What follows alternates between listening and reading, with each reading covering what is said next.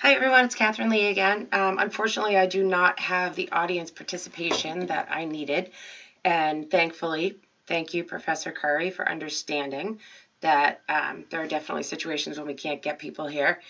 So my introduction speech is going to be about when my sister was diagnosed with stage 3 breast cancer a year ago.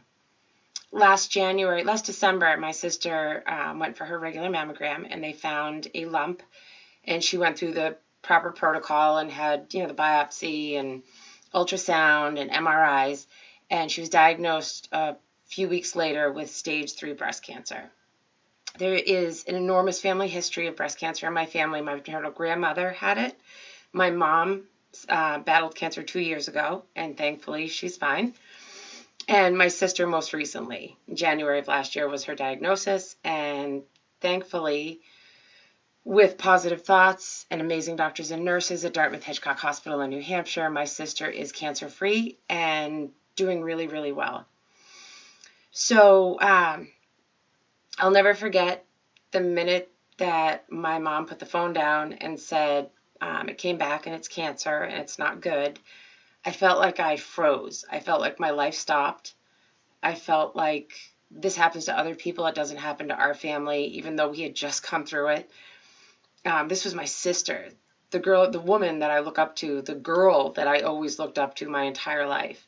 And I thought, this can't happen. I can't lose her. So from that moment on, I decided that I would be one of her caregivers. My sister lives in Vermont, about 3.5 hours away from us. Her sons are both skiers, so she relocated there from Massachusetts.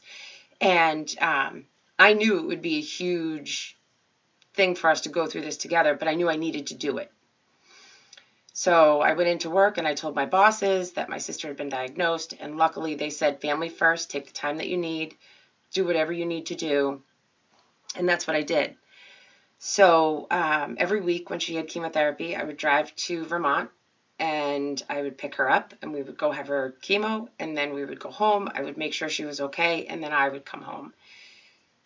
Some of the lessons that were learned over the 8 weeks of chemo, or 16 weeks of chemo, I'm sorry, and the 30 weeks of radiation, to me, was that family is the most important thing in the world. Everyone that's diagnosed with any kind of illness just needs an amazing support. They need a support system that doesn't necessarily just need to be family. Friends want to reach out. Friends want to help.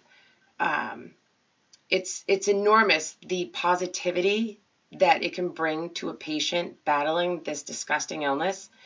I did, however, learn a new way of looking at cancer. Cancer is not a monster that's trying to get you. Cancer is just a bunch of stupid cells that don't know when to stop growing. So I did learn some really valuable lessons going through this with my sister.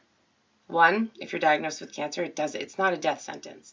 You can fight and you can do your best to show cancer that it can take off.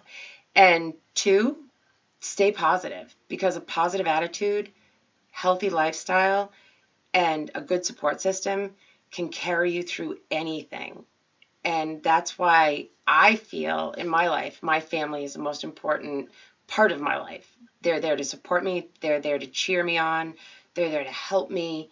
And that's what my family is all about. And that's what I just want to share with you. So everyone here is healthy and happy, and have a good night. Bye.